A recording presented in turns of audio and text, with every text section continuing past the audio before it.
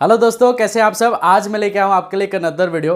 दोस्तों आज हम बात करेंगे कि एसबीआई से जो है हम कैसे कार लोन ले सकते हैं, क्या क्या डॉक्यूमेंट हमको देना पड़ेगा, कौन कौन इसके लिए एलिजिबल है और कैसे जो है आप कितने अमाउंट के लिए अप्लाई कर सकते हैं और कितना अमाउंट जो है आपको मिल जाएगा आपके कार लोन पे।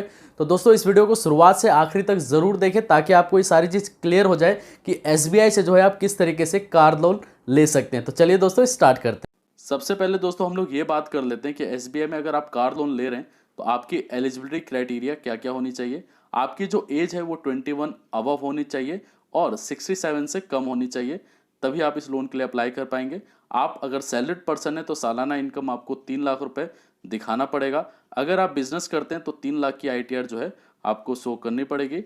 अगर आप फार्मर है तो फार्मर को तो कोई टैक्स पे नहीं करना पड़ता, लेकिन जो वो टैक्स का जो अमाउंट है अगर आप उस पर भी अगर वो नील दिखा देते हैं तो उस केस के अंदर वो लोन के लिए अप्लाई कर सकते हैं। अब दोस्तों बात कर लेते हैं कि मिनिमम लोन अमाउंट, मतलब अगर आप कार लोन ले रहे हैं तो 1 लाख से नीचे का लोन अप्लाई नहीं कर सकते। आपको 1 लाख से ऊपर का ही कार लोन अप्लाई करना पड़ेगा, तभी आप इस लोन के लिए एलिजिबल होंगे। अगर 1 लाख से कम कर रहे हैं तो एलिजिबल नहीं हो पाएंगे। अब बात कर लेते हैं इंटरेस्ट रेट कितना चार्ज किया जाता है एसबीआई की तरफ से एक कार लोन के ऊपर। तो यहाँ पर जो है 8% से लेकर 8.5% ईयरली जो है आपको चार्ज देना पड़ता है अगर आप एसबीआई से कार लोन ले रहे हैं, और ये साथ ही साथ आपके सिविल पे भी जो है वो डिपेंड करता है।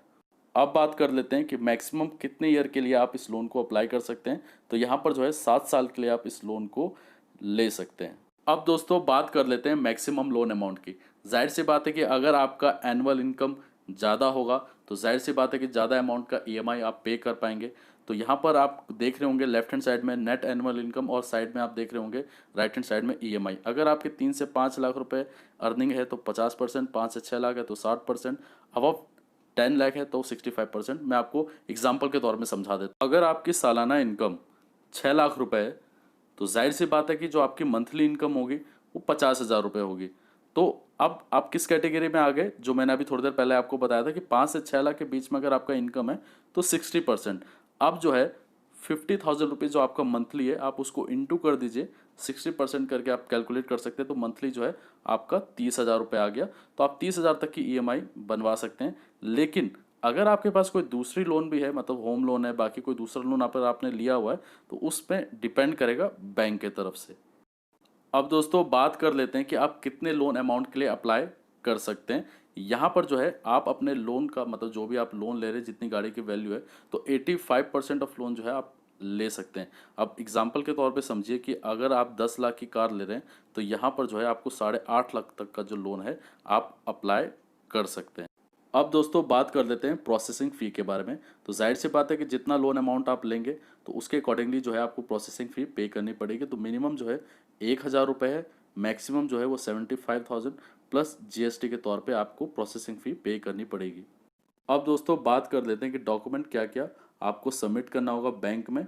तो यहाँ पर जो है passport size photo, PAN card, Aadhaar card, last 2 year ITR और फॉर्म 16, लास्ट 6 मंथ का पे स्लिप, बैंकिंग स्टेटमेंट और कार इनवॉइस जो है आपको बैंक में सबमिट करना होगा अगर आप लोन अप्लाई करना चाहते हैं। अगर आप सैलरीड पर्सन हैं तो 6 मंथ का पे स्लिप, अगर आप बिजनेस करते हैं तो लास्ट 2 ईयर का आईटीआर और बैंकिंग स्टेटमेंट आपको दिखानी होगी बैंक में। अब दोस्तों बात कर लेते हैं कि अगर आप लोन को क्लोज कराना चाहते हैं, अगर आप 2 साल के बाद क्लोज कराएंगे तो कोई भी चार्जेस नहीं देना है। अगर 2 साल के अंदर आप क्लोज कराते हैं तो 1% से 2% आपको जो है चार्ज देना पड़ेगा बैंक को। तो दोस्तों ये था सारा प्रोसेस। अगर मेरा वीडियो आपको अच्छा लगा तो प्लीज़ इसे लाइक और सब्सक्राइब ज़रूर कीजिए। धन्यवाद।